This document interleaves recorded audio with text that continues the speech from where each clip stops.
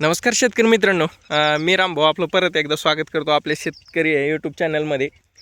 तर शेतकरी मित्रांनो, आपला 2 एकरचा हा प्लॉट आहे टरबूजचा. सेटिंग वगैरे एकदम छान आणि सुंदर प्रकारे ह्याच्यात झालेली आहे. त्यानंतर ह्याला आज 46 दिवस पूर्ण झालेत आणि 46 दिवसामध्ये ह्या प्लॉटची कंडिशन एकदम छान आणि सुंदर प्रकारे आहे. यात 3 व्हरायटी आहे. एक रेड किंग आहे, सिम्बा आहे आणि एक किंग मेकर आहे. तर शेतकरी मित्रांनो, तिन्ही व्हरायटी आहे एकदम छान आणि सुंदर प्रकारे सेटिंगला, त्यानंतर कोणत्याही गोष्टीला आपल्याला प्रॉब्लेम देत नाही आहे. कॅप्सूल साईज आहे, साईज भरपूर येणार आहे. तर शेतकरी मित्रांनो, आपण 3-4 वर्षानं तरकारी पिकामध्ये खरबूज असेल, मिरची असेल, टरबूज असेल, हे वारंवार आपण सीझन वाईज आपले पीक काढत चालतो. तर शेतकरी मित्रांनो, आपण एवढ्या वर्षामध्ये भरपूर काहीतरी नवीन ह्या पिकात शिकलो आहे. तर आज महत्त्वाचंच बोलणार आहे मी. तर शेतकरी मित्रांनो, आपले 2 प्लॉट माहिती आहे तुम्हाला. एक आपलं हे 2 एकरचं आहे आणि त्यानंतर आपण 1 एकरचे म्हणजे 4 एकरचे असे प्लॉट आहेत. तर त्यामध्ये आमचे जे मित्राचा माझा जो 1 एकर घरचा 1 एकर आहे, त्यामध्ये शेतकरी मित्रांनो आम्ही 27 जानेवारीची लागवड केली होती. तर शेतकरी मित्रांनो, टरबूज प्लॉटमध्ये जर महत्त्वाचं सांगायचं म्हणजे टरबूज प्लॉट हे जर तुमचं जानेवारीच्या नंतरची लागवड जर असेल तर तुम्ही भरपूर पाणी देत चाला.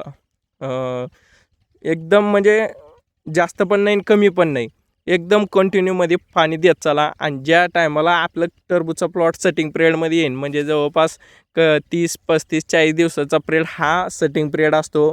त्या पिरियडमध्ये भरपूर शेतकरी असे आहेत की जे समजतात की पाणी जर कम केलं तर लवकर सेटिंग होईल किंवा पाणी जास्त झाल्यावर सेटिंग आपली होणार नाही.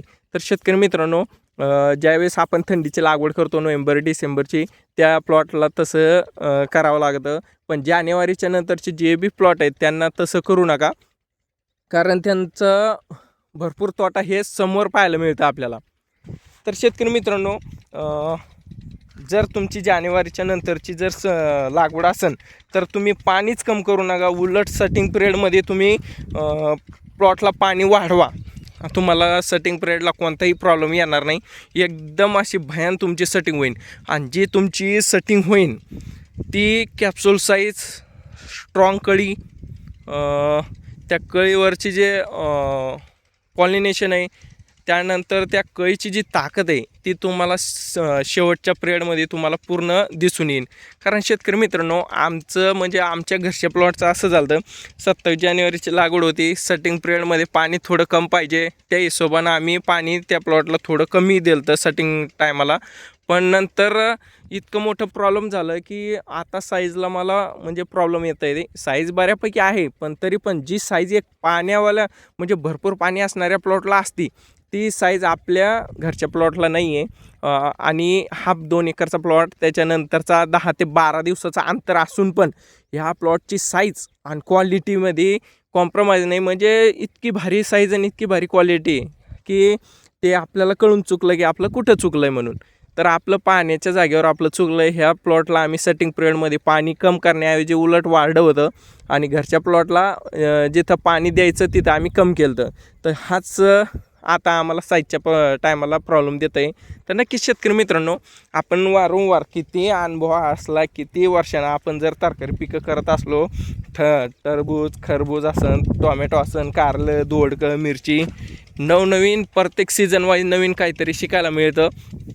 आणि क्लायमेट प्रत्येक वेळेस चेंज होत असतं. त्या क्लायमेट चेंज सोबत आपण आपले नियोजन चेंज करणं हे खूप गरजेचं असतं. कारण आपण आपले नियोजन जर चेंज नाही केले तर नक्कीच आपल्याला त्या प्लॉटमध्ये तोटा होतो म्हणजे होतो. आपल्याला तसं तोटा नाही होणार. आपली बऱ्यापैकी आता साईज चांगली झाली आहे. पण एक माझे अनुभव सांगतो आहे मी तुम्हाला की मला असं झालं आहे. नक्कीच शेतकरी मित्रांनो, ह्या प्लॉटची साईज सगळ्या गोष्टी एकदम छान चालू आहे. आता आपण माल आणणं, क्वालिटी काढणं हे सगळं आपल्या हातात आहे, पण मार्केट आपल्या हातात नाही. आता बघू येणाऱ्या टायमामध्ये आपले प्लॉट किती साथ देत आहे आपल्याला, त्यानंतर किती माल होईल, या सगळ्या गोष्टी आपण येणाऱ्या व्हिडिओमध्ये बोलत राहू.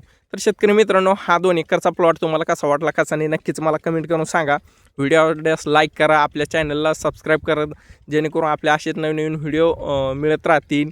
आपण आता परत चांगलं नियोजन केलं आहे आपल्या घरच्या क्षेत्रामध्ये 2 एकरमध्ये खूप भारी नियोजन आहे आपलं.